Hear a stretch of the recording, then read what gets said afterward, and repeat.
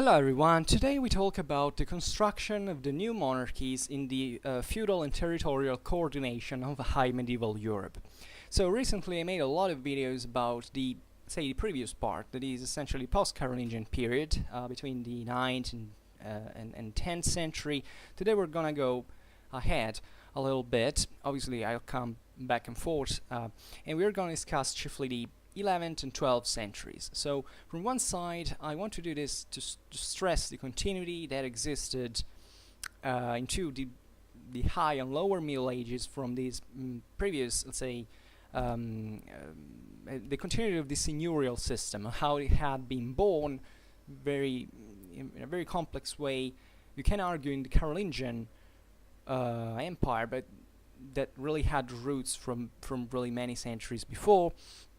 But at the same time also stressing how progressively the new monarchies that were created at this time were also a centralizing force in some fashion. We're gonna mostly this is an issue that can be generally speaking extended to the whole European context, even though today we'll probably mostly talk about the Western monarchies, and more generally the ones who would have evolved into a national monarchy, to the lower Middle Ages proper. But also in here it's a bit of an approximation, and I'm making this video essentially to frame this process not in a sort of periodizing way, but stressing the continuity of it and the unicum in a certain sense. Also because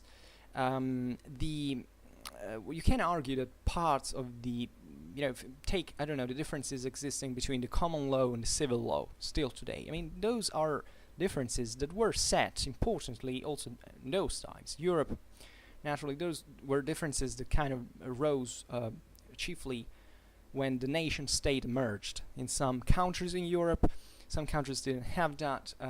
This is something that still affects our societies, our laws, our juridical systems, and they conceal also a broader mindset, historical and cultural experience. Naturally certain countries had and not, but let's say that even the nation state that we still live in is something pretty recent in time, and that actually this idea of the ancien regime is something that more or less exists in all societies,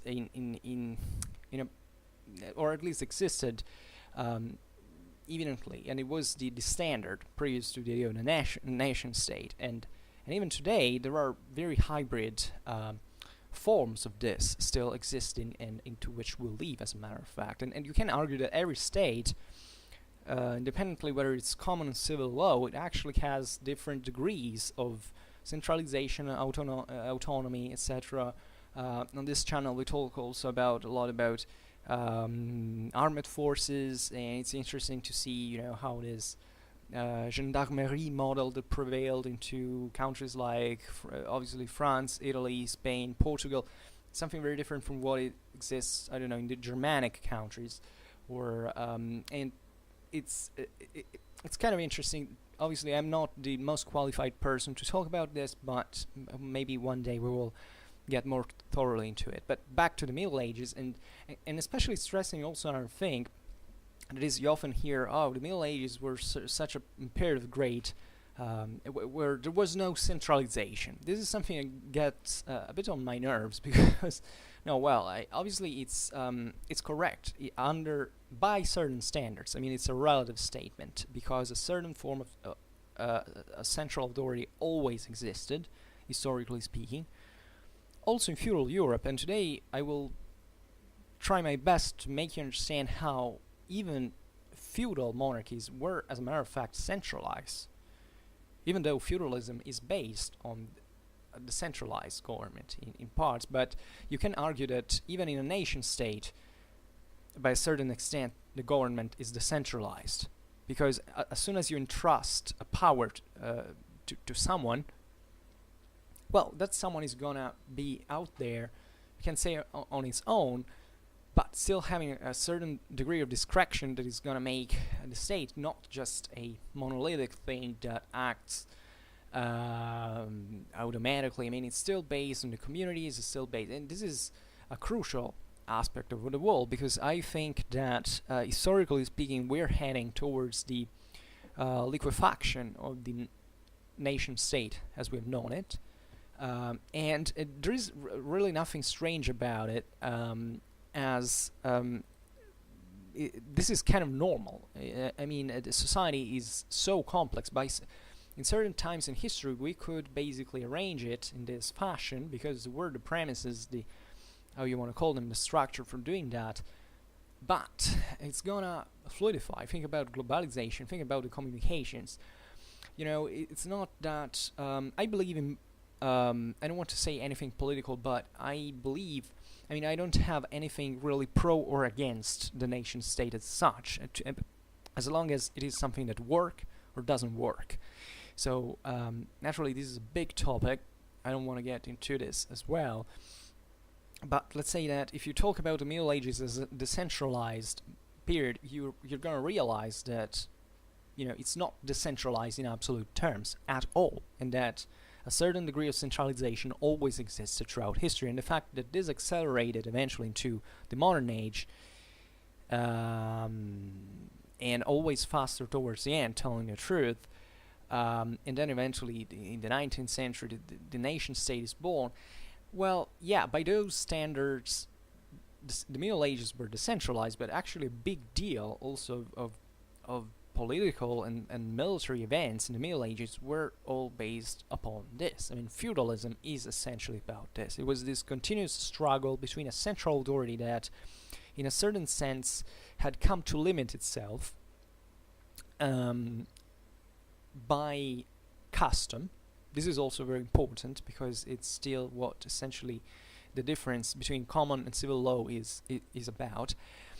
But that theoretically, at least at the beginning, was based on the idea that there was a public authority behind the, let's say, the arrangements. Europe had been part of the Roman Empire. Yeah, okay, not all of Europe, but practically.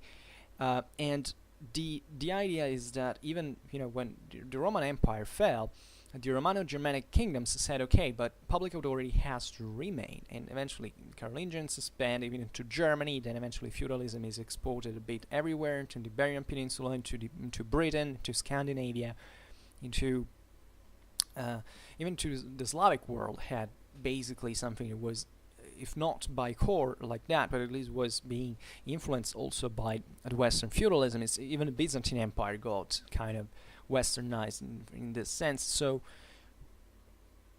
what you see is that the justification existing behind public authority was that theoretically there had to be a sovereign, a universal sovereign, that had the power on earth. Now, this is something very complex, and I promise we will go more thoroughly into it from an ideological point of view, in terms of political theory, in terms of medieval philosophy, and everything that can in right, etc.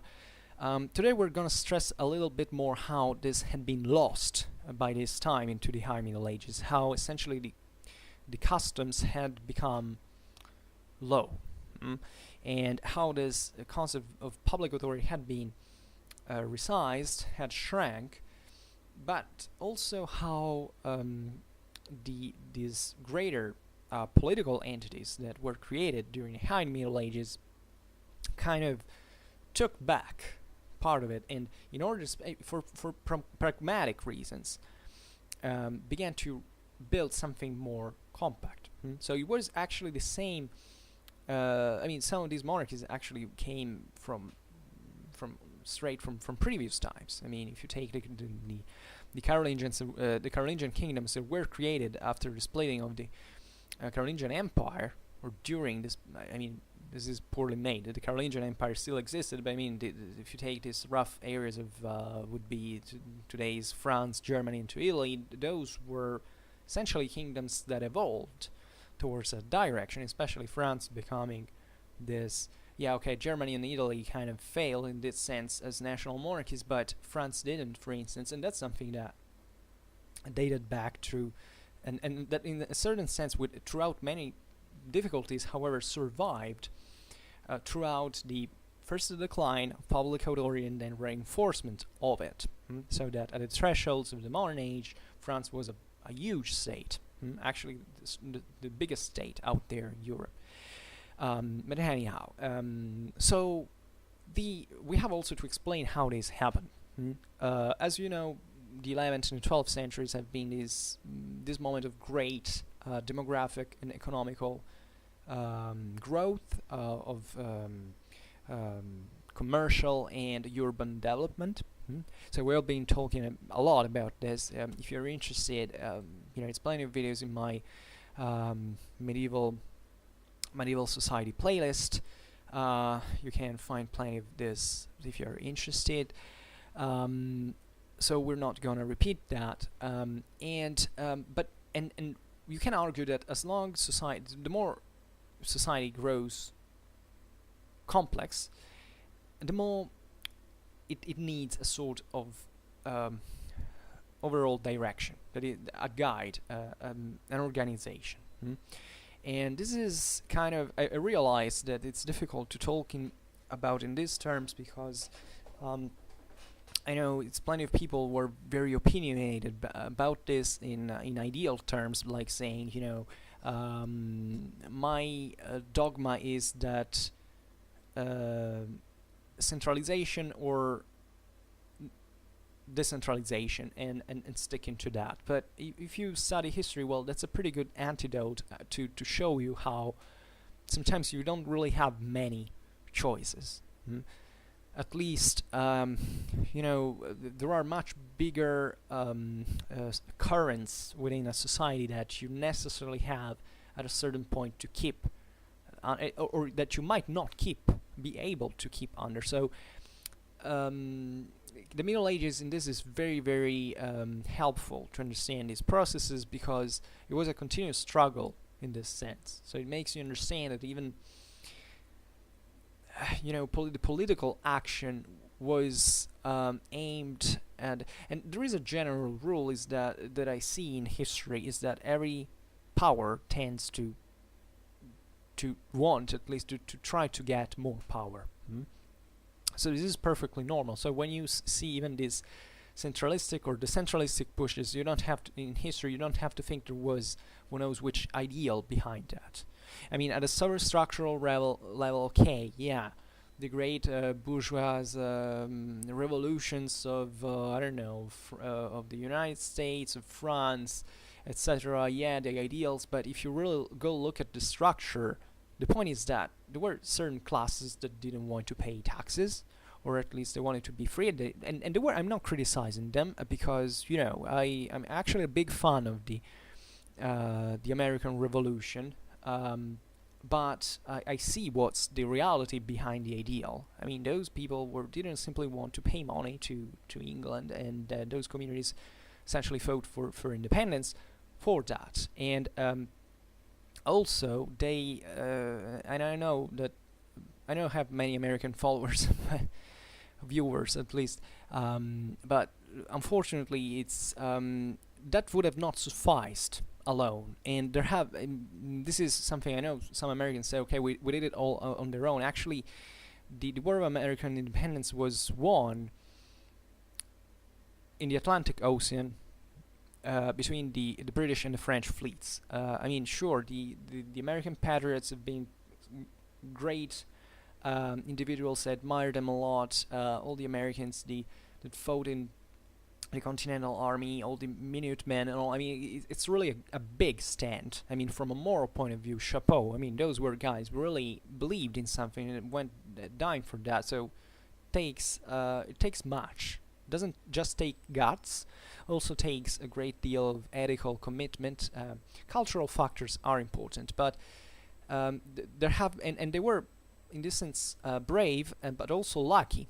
And other than just in fact brave or capable, to have a strategical situation that allowed them to kind of get out of there. But if you look at European history, you realize, but also think about colonialism or other things, is that there have been people that have remained oppressed for a very long time, or dominated, however, by I don't like the word oppressed that much, because I believe that the stories are very much more complicated. But however, there were, what I'm trying to say, there were situations into which certain populations could not rebel.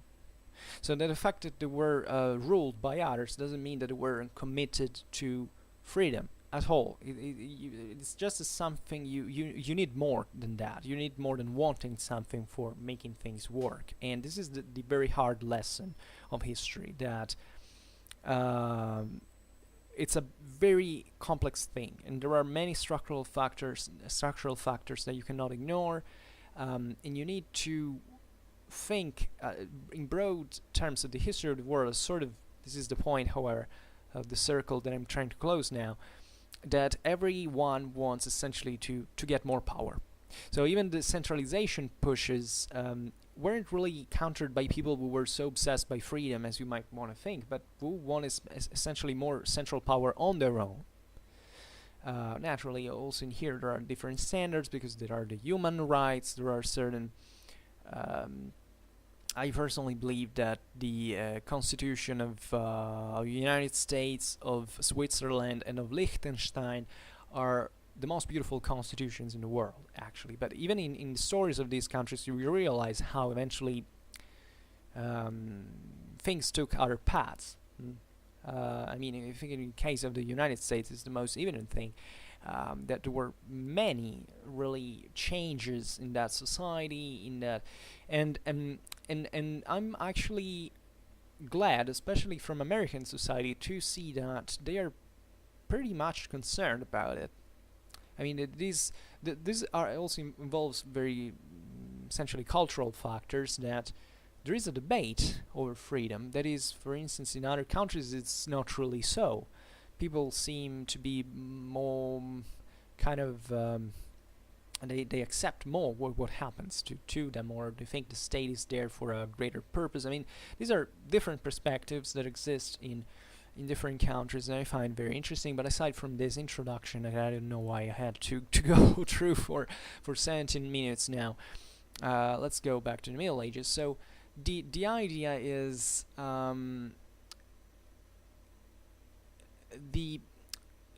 unavoidably this growth of the European continent into the 11th and 12th centuries gave birth to, let's say, affirmed the need. This is the point of relations and let's say, I don't know, say so let me check. Let's say in my language there is a better term to say that. Let's say of set of rules, of systems, of organizations that could give the political entities a more stable order, in a certain sense. So this need gave birth to certain processes of political and territorial recomposition that gradually substituted a fragmented powers system, essentially based on a multiplicity of seigneuries and local principalities, through new systems of government that were wider and more solid. So to allow the realization in this were those same vassalic beneficiary relations that had spread, as we've seen, between the 9th and the 10th century, and that had been a bit of at the base of the disgregation of central power that from the end of the 11th century, princes, kings, but also other, for instance, the communal urban communes began with times and ways and also results that differed case by case as instruments of government and of political coordination to affirm and consolidate its own superiority over the local seigneuries. So as you understand, this has we have spotted a very important thing in here, that the centralizing forces were de facto using a political system that was the same that had brought to the disgregation of central authority. So that's a bit the paradox of the Middle Ages. That was centralization in apparently decentralized systems. That, however, is not a paradox because it was reality, and that is probably the antidote I was talking to you about before. I mean, it's showing how, yeah, you can have these ideals for which you basically answer of one lord in only because you made a contract with it, because theoretically you're a freeman. Okay, yeah, that's part of your culture. It's something that dates back to the Germanic law, partly also to the Roman Empire and all, but reality is another thing. It's like, yeah, I think the Germanic world is a perfect example in there, that the Germans had to be all freemen, right? But as soon as they get out of the barbaricum and settle into these more stratified societies, they immediately mix with them, and they immediately lose this concept for which the freemen get always poorer on average, and just the aristocrats that already existed, by the way, even into the ancient Germanic world, became always richer. So this was, the ideal of the freeman is something that you have to decline, historically speaking, to every single particular context. So it basically never existed as such. Even today, when we live in states of right, where, yeah, we have rights, so there is a juridical system. Your rights are kind of enforced by authority, etc., and they have to be respected. But still, you see that this ideal gets dispersed into an infinite streams. That there is an attrition, there is a loss of energy in this sense, and not everything goes how it has to go. There are many people who influence how eventually the community go. There are people who own more power than others, who are more influent than others, and it's mostly about what all the political debate is about today. Even if in other terms, compared to the ones to which it's usually posed. And I would argue it's always about that, historically speaking. I mean, I don't believe personally in left and right, etc. I'm positioned in there. I'm pretty neutral into my videos, but I have some beliefs, I have some orientations, but I realize that I have them because I have say personal interests of some sort. Yeah, I've got ideals as well, but my ideals are also formed on parts of my experience. And what I find also rather disappointing is, I believe, especially in today's world, I mean to the West, where everything kind of works in spite of all, that even very radically different political orientations actually are to get down in their differences to very simple concepts on which you're necessarily forced to negotiate at a certain point. And so that people are more concentrated sometimes in sticking to the ideology and not even realizing that maybe the beliefs that they actually own are actually very different from that ideology in the first place.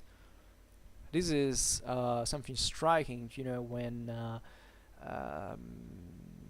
it depends on the local culture. That's why I was saying also concerning the differences between certain juridical systems into Europe, into North America, into the Western world broadly meant, that they are actually then when they get in practice, they're not extremely different in the practical consequences of what they carry out. I mean, sometimes they're even very different names, But the local communities have ideally and culturally very different mindset, very different standards that are ideological in many ways, are really more ideal than factual.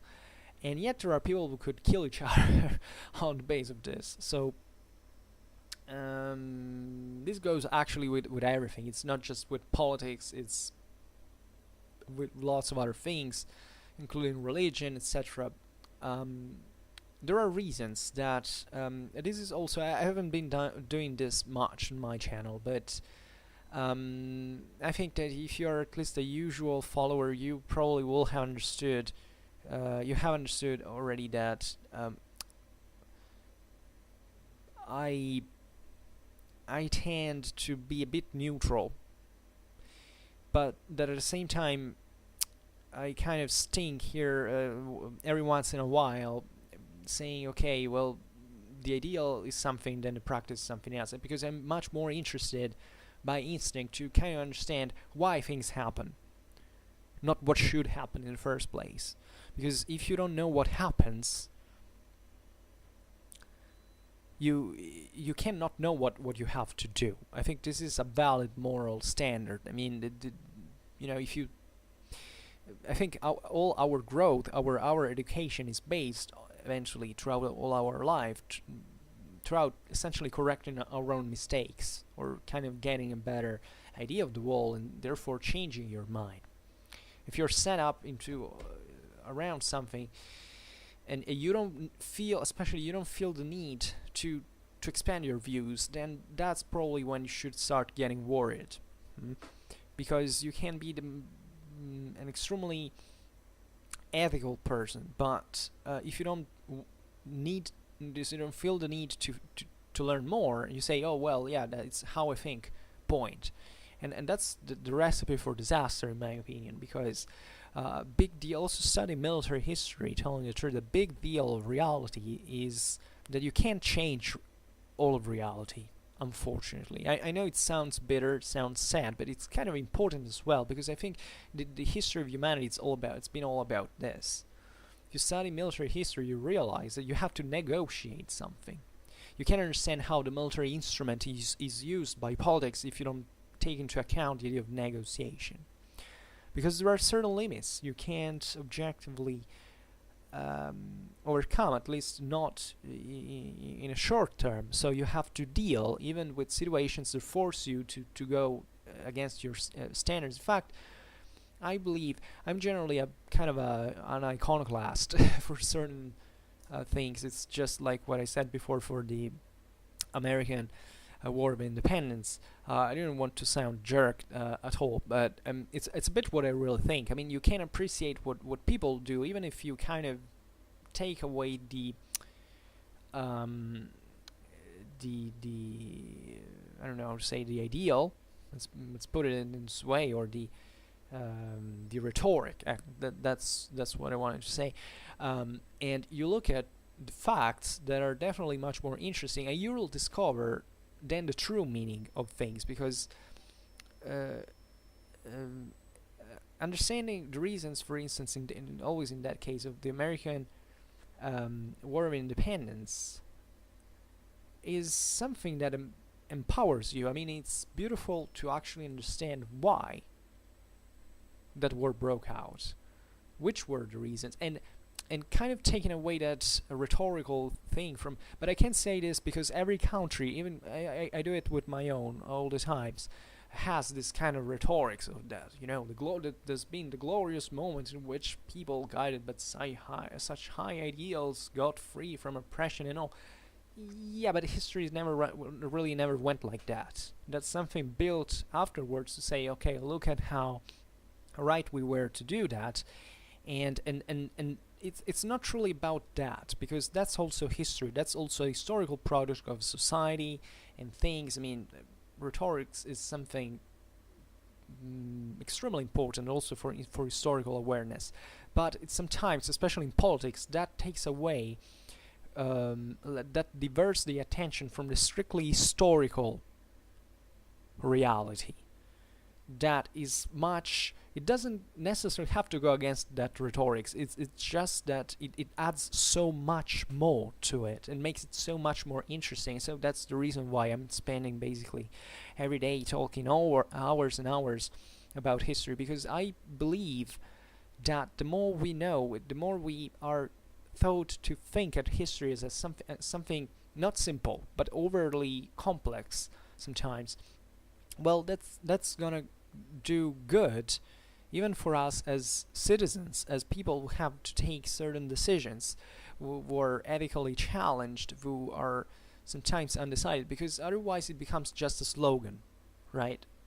You follow a slogan and you don't create something autonomous. So I try always to make, sometimes I make certain historical examples in a very powerful way by saying, and I know that the average listener will say, oh well, this guy's trying to, to say something bad or good about this, community here, like an example of the American Revolution. No, I'm not.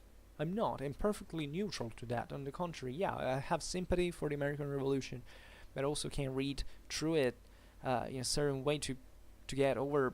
I mean, I'm not an expert about the American War of Independence, but at least I see all around me. I'm not talking about Americans specifically, but I see, generally speaking, that history is misused many times, and this is bad.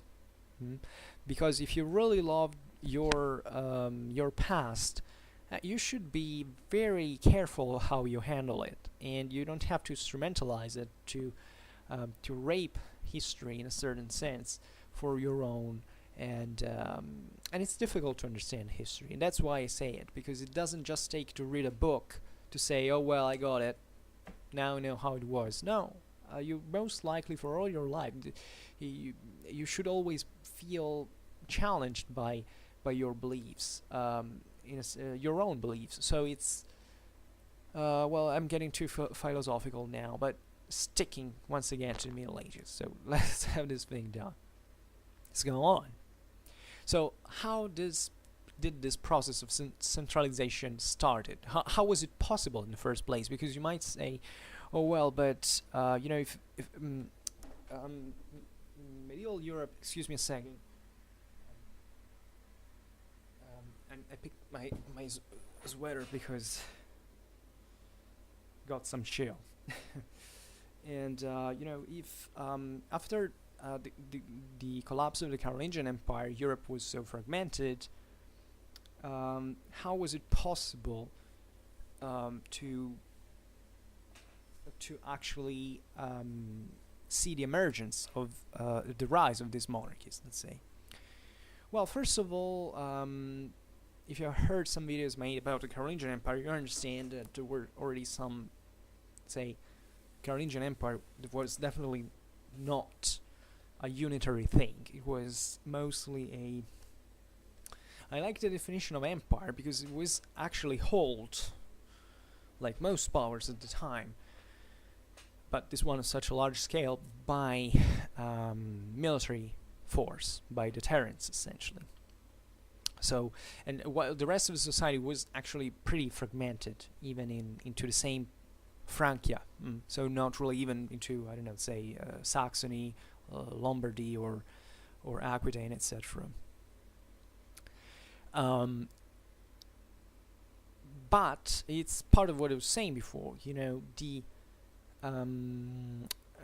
was a tendency towards recompactation of territory. I made a video about the recompactation of the European territorial dominations into actually would be the lower Middle Ages, so a bit later from this.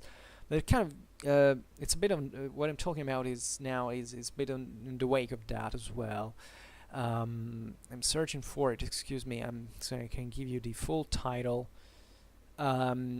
Because of what we said before, at a certain point, if you have more resources, there is always someone who is kind of seizing them first. So especially in a world where already society doesn't have this central power that can safeguard effectively people's rights, this this process will occur, that there will be someone more powerful that is able to impose its power and to build up something more resistance for his own domination. In fact, this is the paradox, is that when the Carolingian Empire collapsed, actually this went in parallel with the decline of the juridical status of freemen. Think about the Stenlinger revolt into Germany. It was a point to which basically the Germanic freemen bounded with slaves to counter the centralization of the local Carolingian counts. And what happens in post-Carolingian Europe is nothing but essentially this. It's not that with fragmentation there was more freedom. It was simply more freedom for the aristocracies, but the rest of the communities weren't faring that excessively well. They were losing by trend their own freedom in many ways. Also in here we should think about distinguishing freedom, positive or negative freedom, or liberty. I mean, it's but let's make it simple for now. However, I think the video I wasn't able to find it anyway. Well, however, so the changes that actually brought to the so we said before, the vassalic beneficiary system had kind of monopolized the political practice of the time. So this meant that every transformation was happening in the wake of that system, including the creation, the strengthening of these monarchies that already existed in part. And they already existed even, well, we'll say that for England a bit later, maybe. So there was a new term that was spreading, that was actually pretty old. It was the one of feudum in Latin, that actually is a Germanic word that comes from fehu, hence fee or fief, that meant essentially cattle or cattle owning. So this is a term that I think is pretty old. It kind of originates from the migration era into the Barbaricum, essentially, where substantially the Germanic populations, especially in this area that were outside the Roman Empire, began to evolve a little bit from a social point of view. Cattle farming was a kind of crucial system, was introduced a bit in there, and therefore the wealth of the people was based on this cattle. Also think about these semi-nomadic Germanic confederations that moved a lot, so the cattle was really important also for the economy of these migrating peoples, let's say, because obviously could be carried together with them.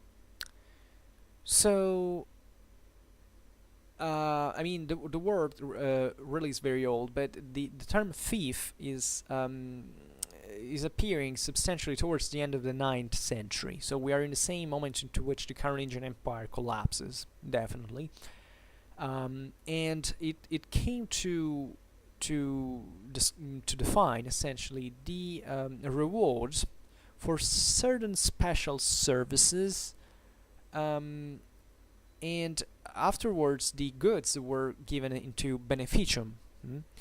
So into this sort of investiture that occurred into the seigneurial system, and that in this system from let's say the second half of the 11th century, the word fief is basically used to define the whole juridical relation of the vassalic beneficiary system. So at the base of these changes we find a series of factors that sometimes were cause and effect at the same time. For instance, everybody surely knows the the reconnaissance of the hereditarity of the beneficia, so of these benefits, literally, that were the fiefs. There was sanctioned in 1037 by the Emperor Conrad II with the so-called edictum, in fact, edictum de beneficis, so the edict of the benefits, essentially. And that was also known as Constitutio de Feudis, so something that granted the hereditarity of the fiefs, and that in a certain sense recognized the familiar nature of the familiar possession of certain goods that originally had been public. This is really the important part, especially comital powers, because with the Capitular of Quercy in Carolingian times, this had already been accepted for the major fiefs. At this time, at the time of Quercy, the Carolingian Empire was kind of, it was crumbling, but more or less the concept behind the functioning and also the fragmentation wasn't, first of all, it was the same, and the fragmentation was kind of still contained. By 1037, we are in a situation into Europe that is pretty messy right now. It's these smaller, these monarchies we're talking about today were just taking shape, more or less, as something functional, and still would have taken a lot of time before they eventually got. So at this time, Conrad II was basically recognizing the hereditarity of all the fiefs, also the smaller ones. So this obviously corresponds also to the degree of fragmentation that the process had, that these public powers had undergone during the time. So this the Constitutio de Feudis was extremely important because it was approximating, essentially, at least getting closer into substance, to the so-called allodium. I talked recently about Frederick Barbarossa and the allodia of Henry the Lion. I made a video revolving around that, so this might help to understand. But basically, explain what it meant. The allodium. What is the allodium? The allodium is basically a good that is possessed in full property. So it's something that not even public authority at this point is able to put its hand on. And this was considered very important because it tells you how far society had gone in this process of decentralization. Because the same public authorities had kind of backed this many times, because sometimes for political negotiation they realized they couldn't achieve more than much, and they kind of granted, so they legitimized from their own public authority this or that possession that originally maybe it was a public good, and that now instead was firmly held, but that noble and basically not even the king had the force to take it away from him, and said, okay, I recognize it to you. So this was something, now I made an example how it was formally accepted sometimes. Most of the times it was something just spontaneous, something that didn't really have anyone sanctioning that, if not customs. So customs here, customary law, was very, very important in this sense, and you can argue that the feudal law is based largely on this. And there are certain customs in this sense that were formed into as early as this time that survived essentially through the modern age, even the contemporary age sometimes. Just to tell you how important the habit, the custom really was. So, and this still exists in part. It's as if when you, in our legal in our legal systems, if you abandon a property and you don't claim it back for after a certain year, whoever has occupied it can take it.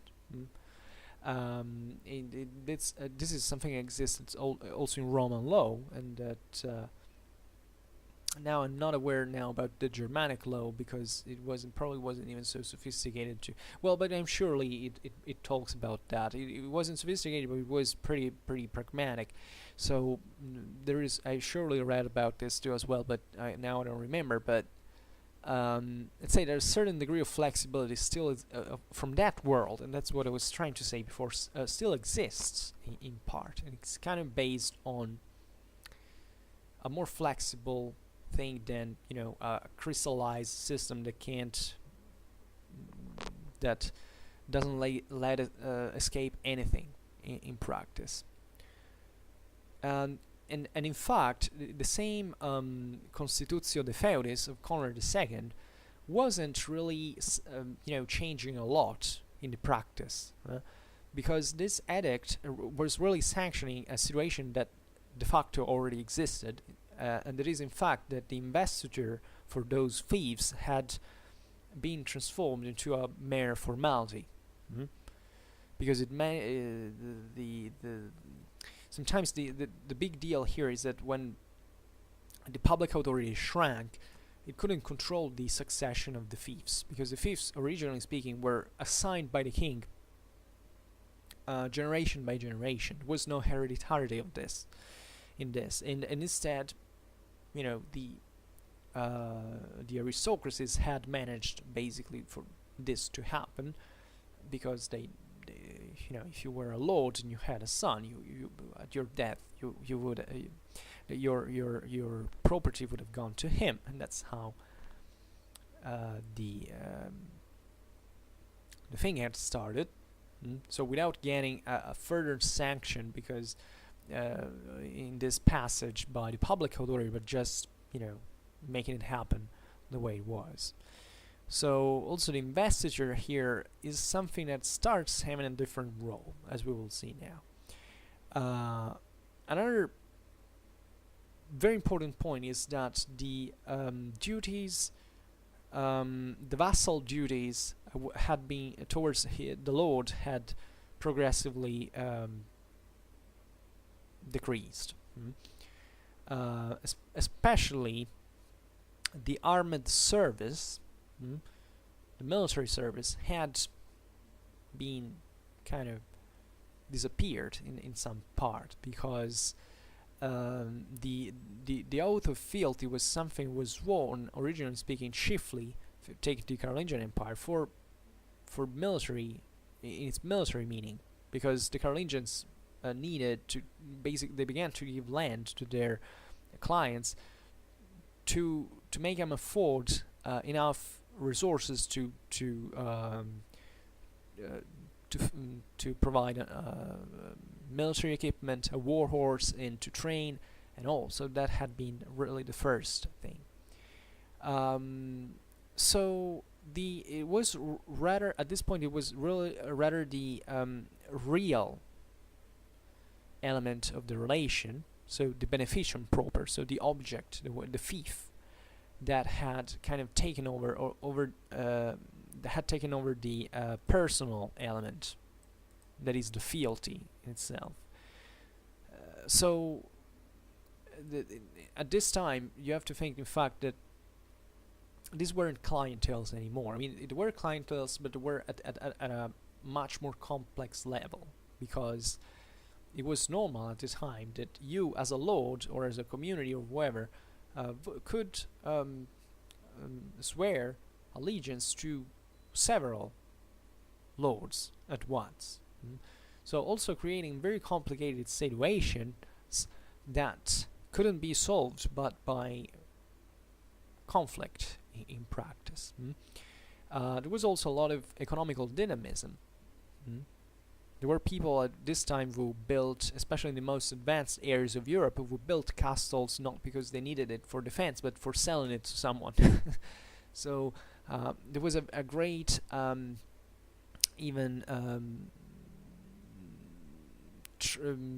dynamism into this Europe that was really changing and subverting sometimes what we imagine as the feudal order with the king at the top, etc.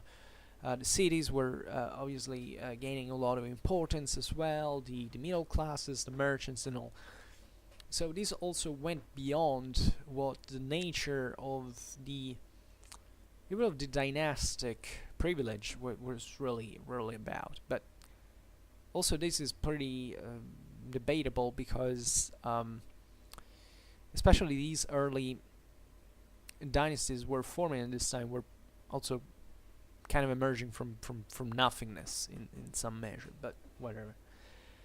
So the patrimonial so what was the first move to a singular political that a single political entity would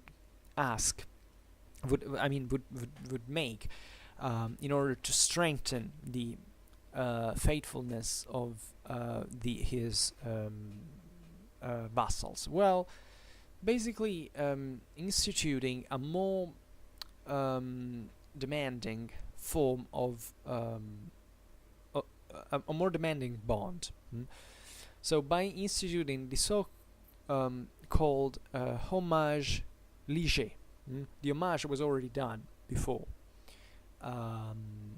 but the lige, which should have the same etymology, I think, of being linked, to be tied to someone, was a more solemn and kind of exclusive and a binding homage that basically was superior to all the others. So the idea is that if you swear allegiance to a king, you're not swearing allegiance to a king as just one of the top lords of the area. You're swearing to a greater authority, to which you're tied much more closely at that point. And you understand that in this process you realize that it's part cause and effect, because in order to ask such stronger homage, these monarchies needed to have already a kind of greater contractual power. If the king was extremely weak, who cares what the king asks me to do? I'm not gonna even swear him anything. I'll keep doing my own business as long as I'm strong enough to do so. So here, there is probably also something we don't see so explicitly, but it's the need of security. You have to think that all these monarchies and seigniories had strengthened also because the communities were tired of instability in the first place. I mean, the feudal system is born largely by the same communities' demand for protection. So it's not something that was always imposed. I mean, most of the time it was like a contract, and then the general situation in society would bring eventually to this contract to go always increasingly in favor of the lord, so because the rest of the community got increasingly poorer, but and therefore the lords exploited that and built up this new seigneurial, strengthened this seigneurial authority, and even creating a sort of class, developing a certain class identity in a certain sense. And there were advantages and disadvantages. For instance, many owners of fortresses and of jurisdictions of lordal character with people that had essentially a property that could not be touched from a juridical point of view, at least, and I'd add in the sense from a theoretical point of view, while evidently this was not happening, they preferred, nevertheless, to enter into the fealty of someone else by giving their own goods to a lord, to a more powerful lord, to have them immediately back after having sworn this oath of fealty and having presented an homage to him. So this this is the so-called feudal oblatus, and so both sides basically benefited from this in this case, because the vassal received a legitimization and a help in a society into which the competition among powers and the conflictuality were very, very strong. From the other side, the lord obtained an increase in its and a reconnaissance into of his own supremacy, and strengthened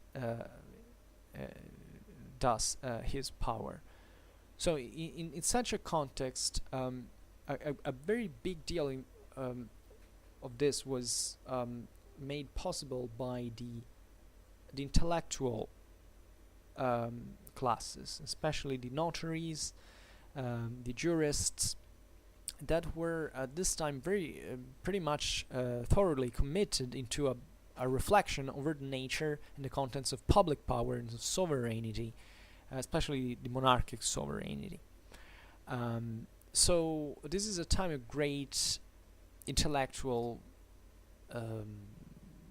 dynamism, and into which naturally every single power tried to stress its own prerogatives in the face of other competitors, as a matter of fact. And this happened transversely at every level, at every institutional level, etc. This also started, for instance, into the feudal world, thanks to the church, because the church by this time, during the transformation of the Gregorian age, influenced greatly also the ideological tendencies of the feudal world, both because they could be emulated by others, and because also the church was fighting against the empire. So from both sides, this was a sort of prompting a sort of prompting for creating and researching and building up more consistent political theories that could back such rights. So this naturally this involves, today we're sticking to a very theoretical thing, but obviously what I'm saying here implies a lot of things, also very big things. Think of all the new theoretical instruments that were available now, the revival of the studies on Roman rights, the revival of trade, the interpretation of the Corpus Juris Civilis from Justinian. So at this point, all the lawyers, the jurists, were analyzing the vassalic relations and the concepts of authority and of public power. So trying to spot in the same feudal bond the tool to kind of put an order into this extremely intricate seigneurial system that had overly complicated the situation. Trade doesn't have to be underestimated here, because think of what it meant for a merchant, for instance, to travel across Europe at this time and kind of stopping and having to pay a toll at every single castle, at every single lord of the area. And this is something that actually even up to contemporary times was something very negative for the local economies, for the development of certain countries. If you take Germany and Italy, for instance, that were unified more or less in the same period, you realize that the first thing that these new states do is to cut off all these essentially tolls and causing, by the way, also very big social changes, because those were hampering economy. They were making certain people living off like just of their prerogatives, and making the the community in its complex more to kind of stemming its own potential. So it was something very important. It's also coming back to the first point we made in the video, something that triggered in part the same movements of revolutions, of unifications, and etc. So all these process basically translated itself in a hierarchical net of connection between the different nuclei of power. So this hierarchical net was based on the feudal vassalic relations, at the head of which was the king. So this had never actually, as we said before, it had never actually ended. Even in post-Carolingian times, so kings were still out there, emperors were still out there. The idea of the public authority, of the vertex of the society that had to guide, it was always there. It was profitable, because someone could reach that and say, look, I'm the king, I'm an emperor, so I have certain rights that are sanctioned even by, not by custom, but by a superior law, in a certain sense, also a divine one. It was a big deal of divine of ideologies that were stressing naturally the divine delegation that such powers had on earth. So this is actually the moment in which sometimes you hear the term feudal pyramid. That is a term that, if you say today, there's plenty of memes out there that kind of joke about this, because it's kind of the concept of feudal pyramid is considered as anti-historical, and indeed it is true. But sometimes I've seen, personally at least, people who said that basically no, it didn't exist any kind of order. So not understanding the point, to say, okay, there's never been such a thing like a hierarchy in the first place. No, wait, pyramid might be wrong, because you find this little drawing into a history book of the pyramid with the king at the top and then the vassals and then the peasants who work the land at the base. Yeah, that's ideal, that's schematic, but there was still a hierarchy of that kind. It's true that certain vassals could be more powerful than the same kings. Think about William the Conqueror, William the Bastard, as you prefer. As Duke of Normandy, he was vassal of the French king, but he conquers the whole kingdom of England and becomes, I'd say, a teeny bit more powerful than the same French king. So in that case, you find a vassal is more powerful than his own king, although he's king of something else at the same time, out of the French kingdom. But so here, yeah, the pyramids doesn't make sense, because it's something too narrow, too limiting. But at least from a strictly juridical point of view, this hierarchy did exist.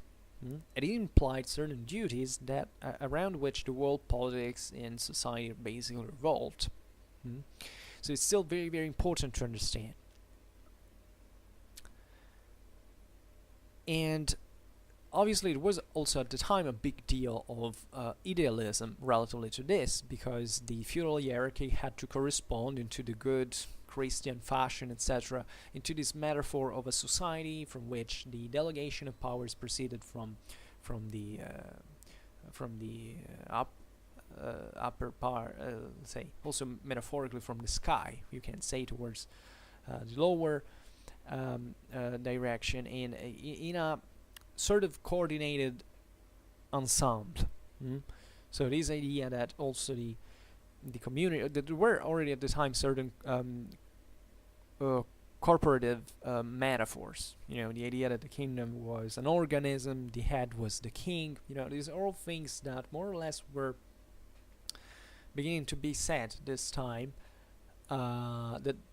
That arguably, you know, have always been there metaphorically. I mean, it's an elementary metaphor if you think about it, but that would grow to be very, very important into the lower Middle Ages and also to the modern age, to stress essentially the monarchic prerogatives. So a mystic related to this, you know, the idea that it's God that delegates the sovereign, so the sovereign is like God on earth, and you know, all these things, and naturally everyone pushed it rather far.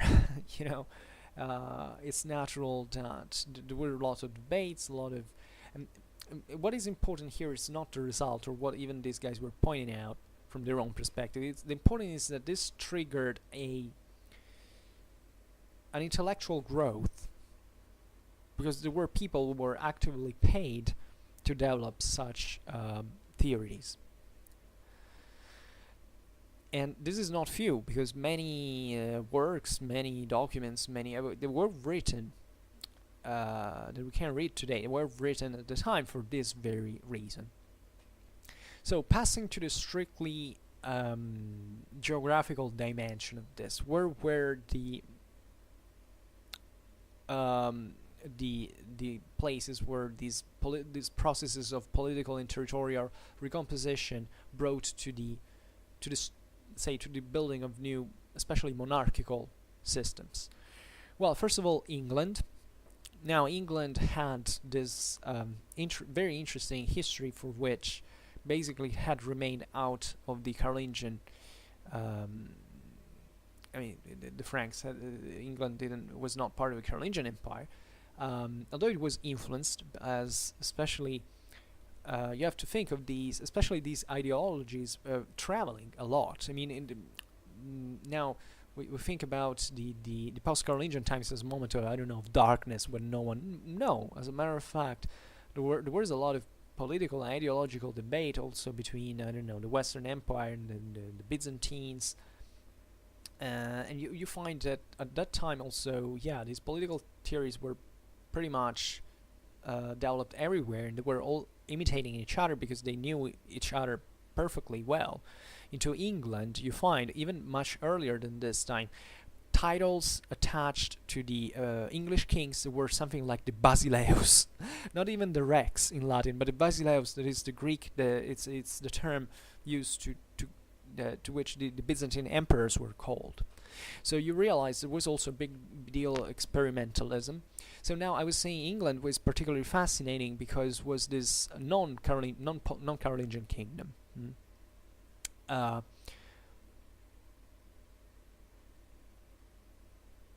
And it had a very different, and it maintained, historically speaking, up to today, a very different degree of uniqueness. At the time of the Norman conquest, it was essentially an Anglo-Danish kingdom, which had achieved, by the way, extremely advanced forms of administration. England, before the Norman conquest, had probably the most advanced administrative systems of the time, and that's what England has always remained in terms of. I mean, let's be honest, it wasn't a hugely powerful kingdom for most of its medieval times, but it had this kind of set, you know, that made it function, and that's the reason why it could even come to interfere into France and all, even though those were mostly dynastic problems. But England was very, very organized since a very early age. London was also a truer and older capital than Paris, for instance, although France was more powerful than England for most of the Middle Ages. But England remained this very unique system, even when the Normans imported Frankish feudalism into there. And that's what it remains during the Norman times, and it makes up this national monarchy pretty early in time. It's interesting that it was also in here the Normans. The Normans at this time in political terms were completely French. So you can't argue that the Normans that conquered England were more like, I don't know, the Vikings. No, at that time they weren't at all. However, they were well acquainted with the English political and administrative system, also with the Anglo-Danish culture that were part of.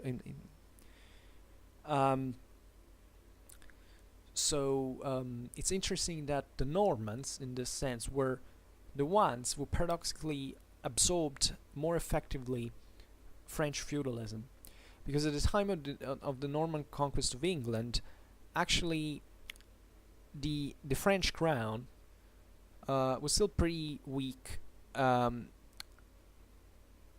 because it basically controlled certain areas, chiefly around the Ile-de-France and other areas all around.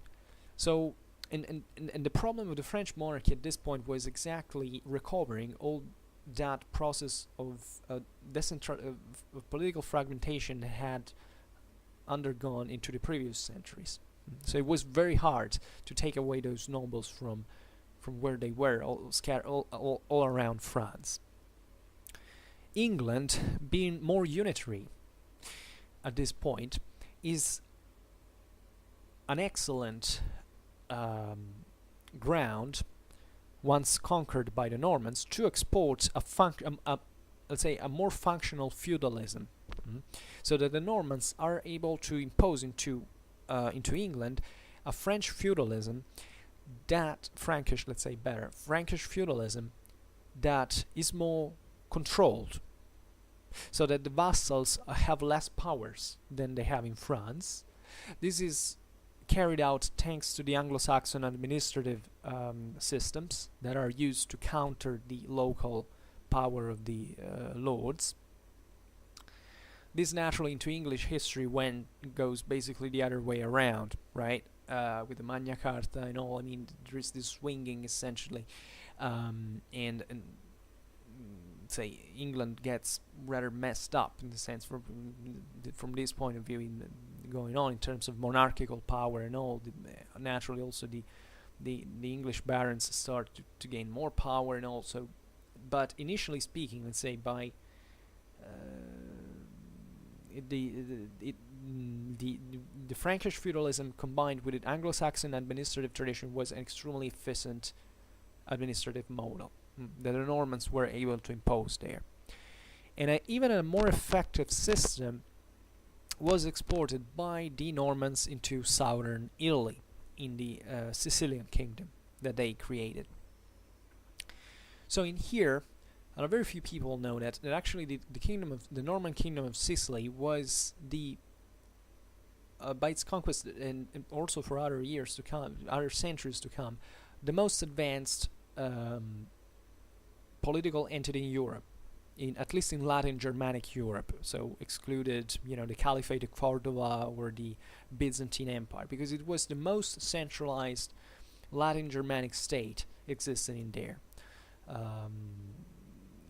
Here the Normans do something just like a bit that had been done in England. That is, they find a situation where into southern Italy there weren't, especially into Sicily, there weren't at all strong local lordship. So once they conquered Sicily, they had a very they could really build everything not really from scratch, because they found certain very effective administrative systems that were, especially bureaucracy and legal systems, set up by the Byzantines and the Arabs in there, at least by Byzantine influence, Byzantine and Arab influence, and that are able to couple them with the Frankish feudalism, so that the Siculo-Norman kingdom is actually even more advanced and also more powerful than the Kingdom of England at this point. It's a very and it would remain. And actually today we don't have the time to talk about it. I kind of hinted at it on the few videos I made about the Kingdom of Sicily, that and I realized that people like kind of have never heard of this, but it's like in every single medieval history manual, especially if you study history of medieval of law, that's like the first thing you have to learn, that indeed the Norman Kingdom of Sicily was, and also the Swabian one that inherited the Norman institutions, was the most centralized of all, and was actually the only kingdom in feudal history that basically managed at that time to impose during the Middle Ages the idea that the sovereign could emanate new laws from scratch, so that he was not put there like in the seigneurial system fashion that existed in the rest of Europe just to protect the rights, the pre-existing rights of the communities, but that in the case especially of a juridical vacuum, let's say, the king could formulate a new law on its own, given essentially having been given a power given by God. So this meant, from an administrative point of view, that the Kingdom of Sicily could really do many more things that our kingdoms could do from a juridical institutional point of view. Then the other big kingdom is naturally the Kingdom of France. And this time actually we are still in the 11th, 12th century. The official name of Kingdom of France is Kingdom of the Western Franks. That has its greatest at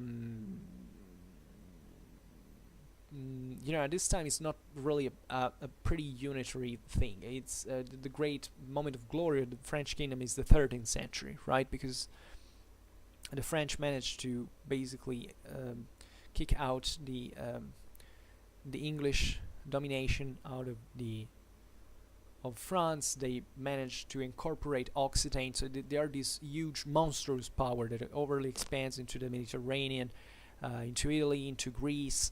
It becomes something enormous. It begins, etc. Then eventually the crisis starts once again during the 14th century with the 100 Years' War and all. And then I must say also into the Iberian Peninsula, because the Iberian Peninsula here it's more fascinating because we were saying before that England had, for instance, a certain administrative pre-existent administrative system on its own. Spain really hadn't, because the Christian monarchies of Spain actually emerged from these smaller and often underdeveloped communities that of the north of the Iberian Peninsula that basically had or existed to the Islamic invasions, whereas the Muslims had taken basically the most developed areas of the peninsula in the south, in Andalusia essentially. And so while the Caliphate of Cordoba was something extremely, it was a state. It was one of the few states. It was the real centralized state with a capital, with a permanent army, with a fiscal system, etc. It was like Byzantine Empire, by some standards. Of course, they weren't the same thing, but I mean, they were states, differently from these feudal monarchies that more or less exist in the rest of Europe.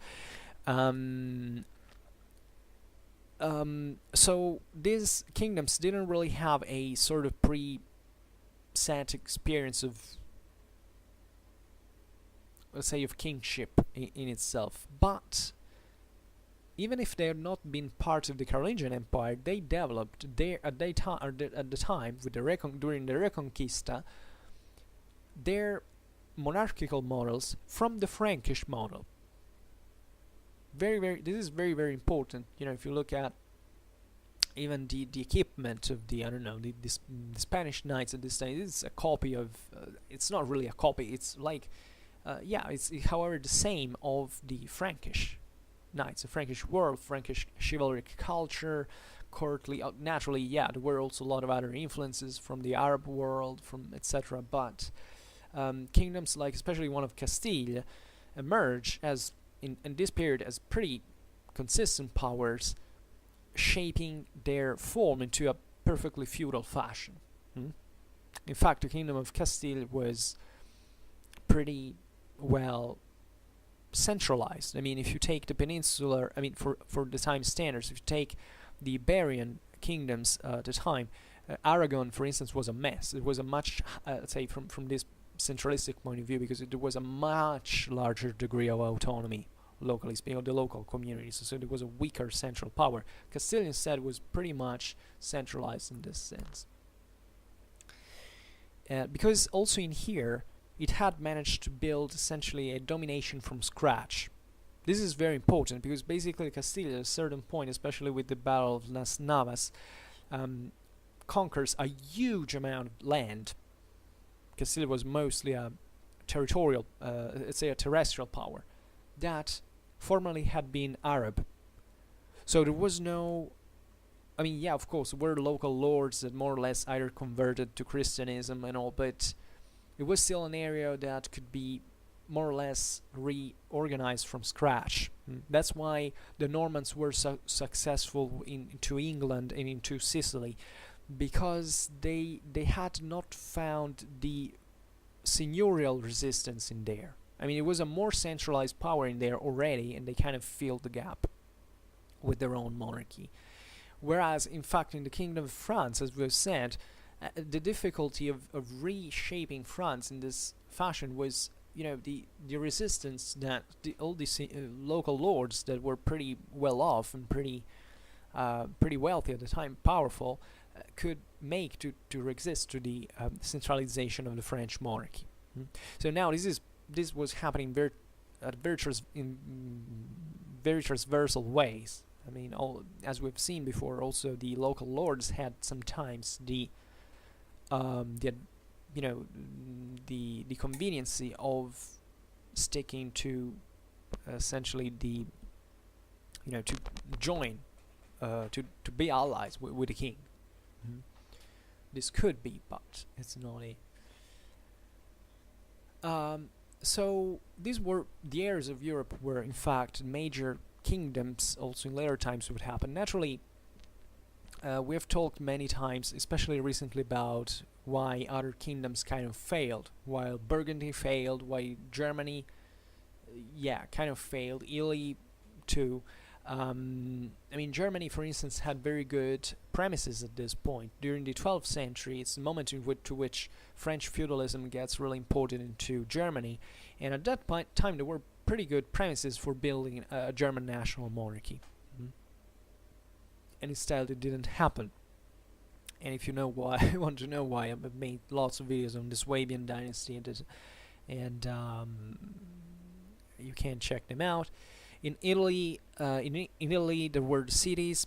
So in the south of Italy, kind of Normans were able to curb them into kind of stopping them. Instead, central and northern Italy are taken over by the cities. So the monarchic power basically disappears in there.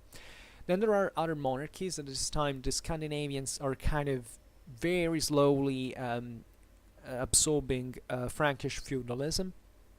And it would take actually a lot before they shape themselves in something really like a feudal kingdom proper. There were other kingdoms in the Slavic world, like the Kingdom of Bohemia, that was actually a pretty strong ensemble. And in this sense, the Bohemians had not known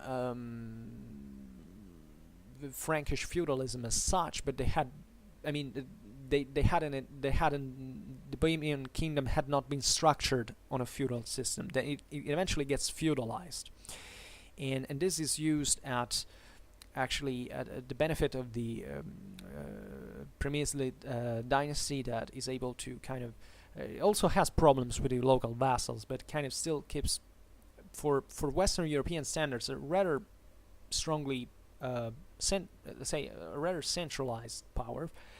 This starts happening to Poland as well, into Hungary as well. So even these areas of, say, the Western Slavs and Hungary that get pretty influenced by Frankish models as well.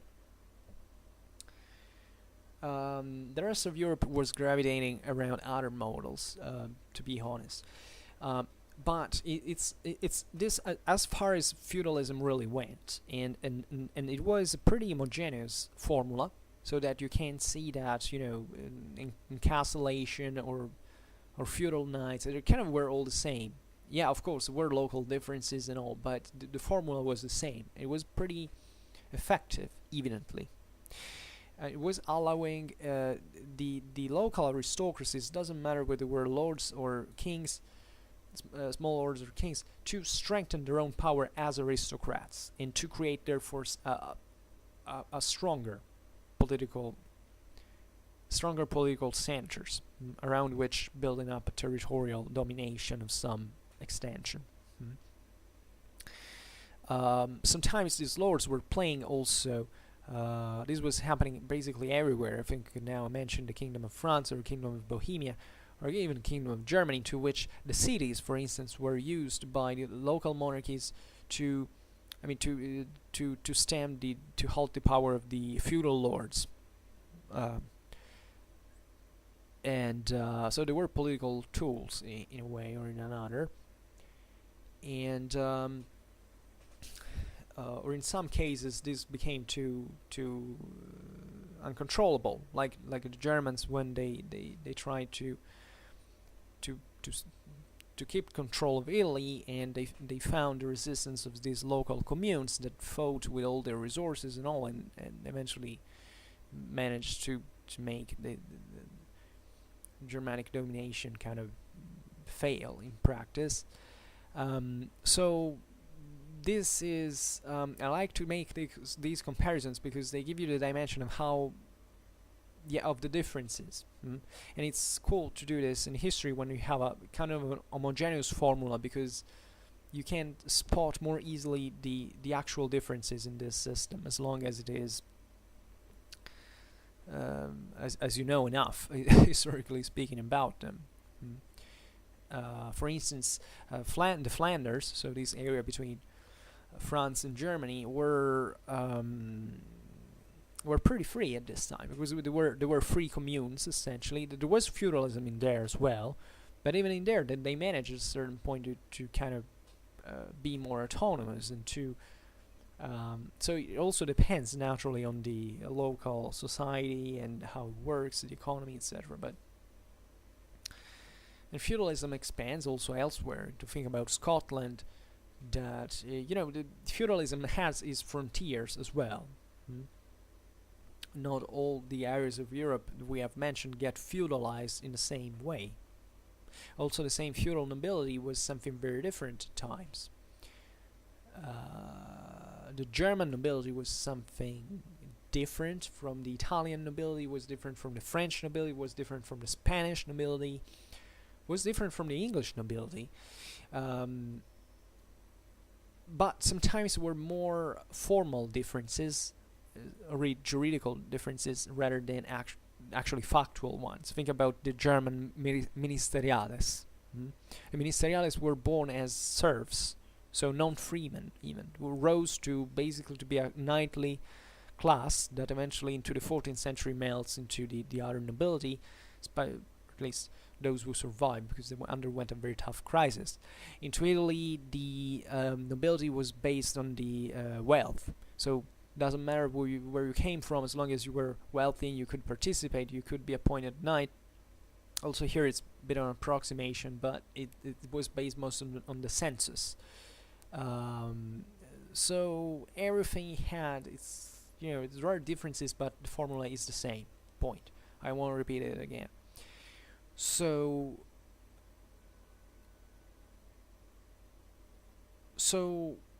to sustain the supremacies of the monarchical dynasties, it was understood that there were other functions that had to be attributed to the sovereign than the ones that essentially stemmed from this Germanic tradition, from which theoretically everybody had to be free and the leaders were just appointed for a short time, and they had just essentially to respect the local traditions or to be a strictly military figure.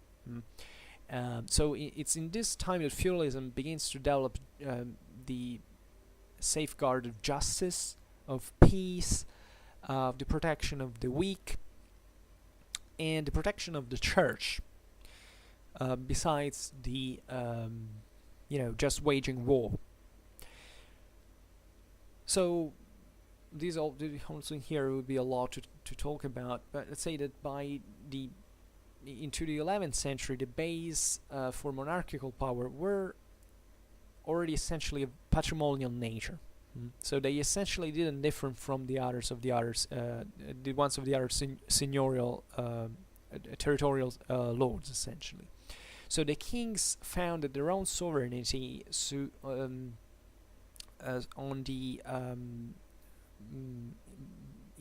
the possession of a great patrimony, within which they exercised seigneurial rights.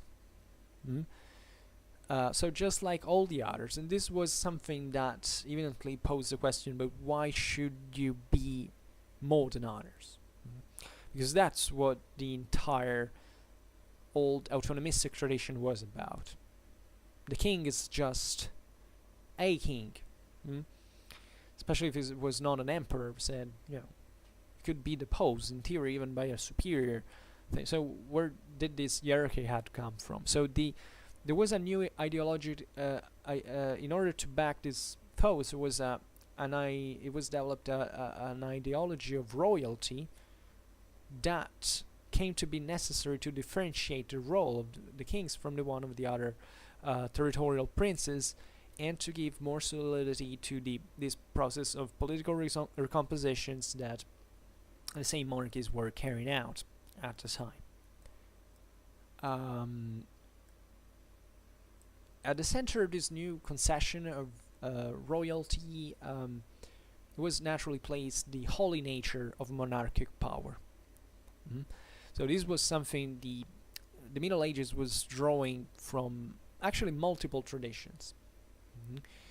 There was the Judeo-Christian one, as the royalty in the Bible is something that you find as very, very far in time, and also in there it's all developed the relation. So these guys were essentially looking at the Bible obviously as the first and most immediate source, because everything had to be divinely sanctioned in order to be unopposed in practice. But there were also other traditions, including the pagan one of the Germanic world. We find also the Roman right that we said before. So the Romans had created essentially at a point this absolute monarchy that is sanctioned by the Theodosian code, eventually codified by Justinian. That in fact, especially the Holy Roman Emperors were very interested in, because it stressed not only their universalistic powers but also their prerogatives over the church, that in fact in the Byzantine Empire had remained essentially curbed under the imperial power. So not like in the West, where the popes began to do things that up to that time nobody had even dreamt of.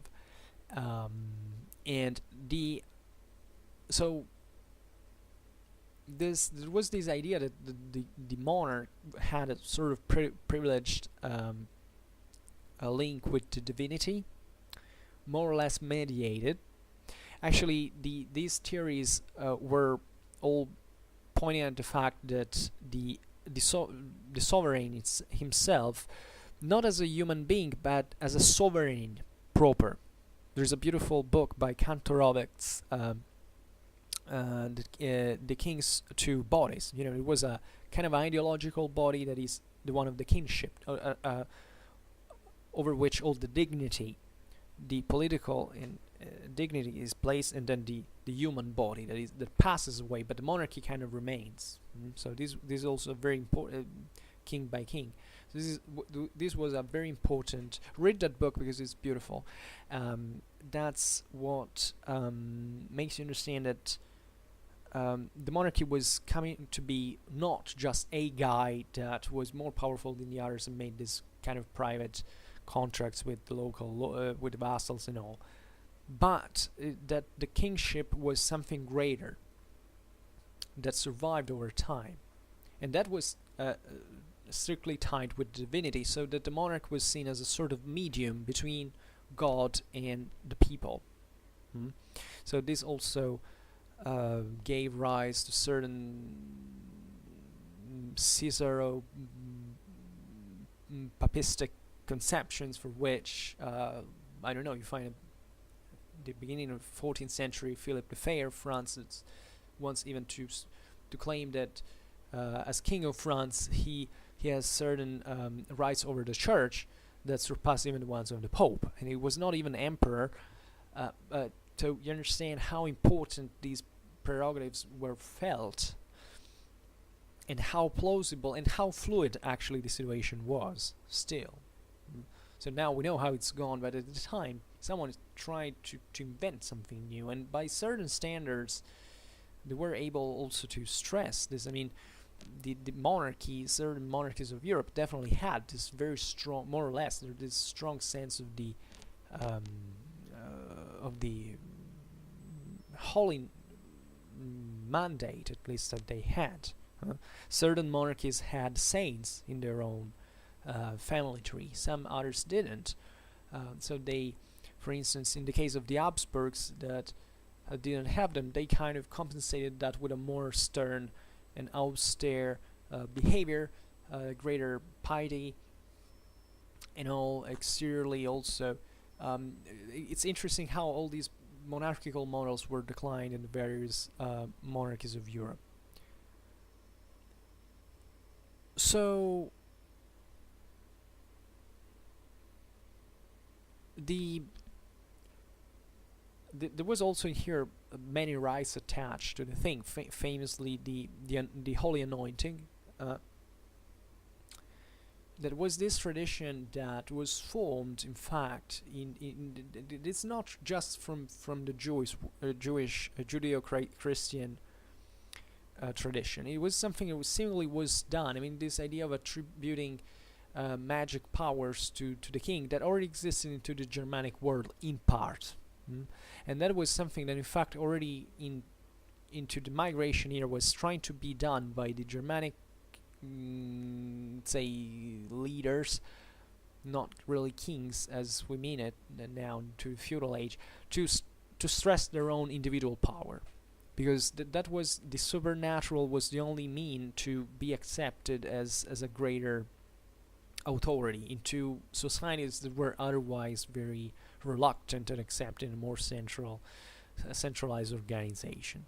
So think of all the thing of the French and the English crown. So these that are the ones that developed the most this ideological conception, and that had all these greater, very meaningful development toward through the elaboration of the mythology of the thaumaturgic kings with their healing touch, and that derived from a holy character, and so that it could carry out miracles and accomplish miracles, and to make people heal from certain illnesses and all. So we will concentrate on this some other time. So whatever. I think for now it's enough, and I hope to have given a bit of a frame here. As you realize, my videos are mostly generalist, and that's what they're gonna be mostly about now, especially these ones about, say, that are not about strictly about military history. These are important things, because you realize that there is not really a moment into which something changed. It was a constant change. It was very progressive, and especially most of even the ideologies that were created around the monarchies and all, weren't really something that popped out magically at one point. These were all things that belonged to the past of these societies, either from the Christian tradition, from the pagan, and they had been actually already formulated at some point. So what you find here is rather a revival of them, and a new synthesis, a new ideology attached to them. So it's kind of fascinating because it was a world that was kind of experimenting new ideas. So building something more complex, more articulated, something that could find an answer to the problems, to a solution to the problems that were present at the time. This was done for the sake of government, after all, even if government can be misused. But it was something that affected society at every level, more or less directly. So it's not merely ideal. It's ideal, but it serves a purpose also in this ideal nature, and it's very, very important. However, yeah, okay, for now let's stop in here, and I just hope that you enjoyed this video, and if you did, please share it, otherwise leave a like or subscribe to my channel if you're interested to receive news about my contents. And for now, I thank you heartily for listening to me. I wish you a nice time and see you next time. Bye.